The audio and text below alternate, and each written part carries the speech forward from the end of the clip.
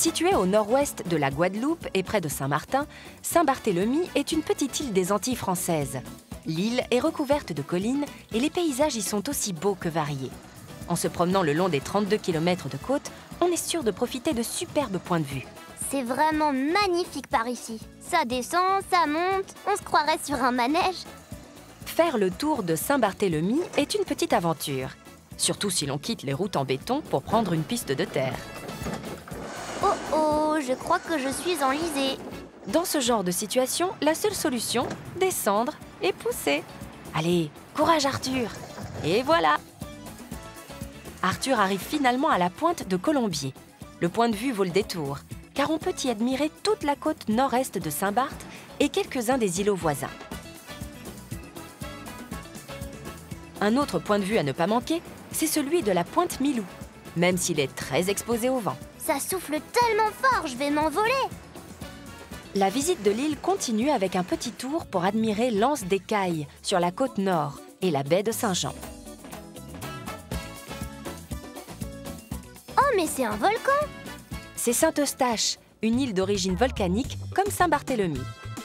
Corosol est un petit village traditionnel de pêcheurs, bordé d'une plage de sable bien à l'abri du vent.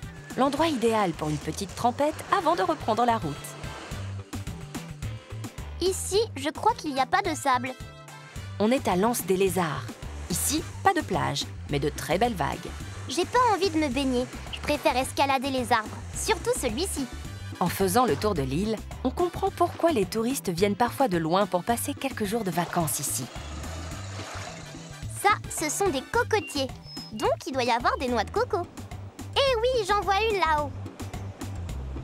Tiens, qu'est-ce qu'on voit là-bas? On dirait de grands rectangles avec de l'eau tout près de la mer. Je me demande vraiment ce que c'est. C'est la Grande Saline.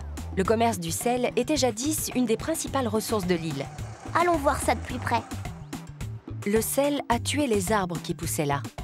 Alors ça, c'est du sel?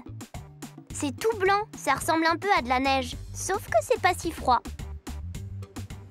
En se promenant sur les chemins peu fréquentés de Saint-Barthélemy, on aperçoit souvent quelques spécimens de la faune de l'île. Le sentier qui longe la côte entre Petite-Anse et la plage de Colombier se faufile entre des pierres de lave qui prouvent les origines volcaniques de l'île. Ces origines expliquent le côté montagneux de Saint-Barth, ainsi que les formes étranges des falaises et des rochers qu'on trouve sur ses côtes. J'ai l'impression de marcher sur de la lave. J'espère que le volcan est bien éteint. Ouh là, une crevasse. Et hop! Si le volcan se réveille, moi, je saute tout de suite dans la mer. De l'autre côté de l'île, une route longe la Côte Sauvage. Elle est bordée de murets de pierre qui datent de l'époque des Normands, Bretons et Vendéens qui se sont installés ici au XVIIe et XVIIIe siècle. Je me demande pourquoi on appelle ça la Côte Sauvage. Ah, c'est peut-être parce qu'il y a des cailloux à la place du sable sur la plage. Entre ces plages de sable fin et la Côte Sauvage, l'île de Saint-Barthélemy possède d'innombrables facettes à découvrir. Bon, c'est pas tout, mais j'ai pas mal de route pour rentrer. Allez, à bientôt!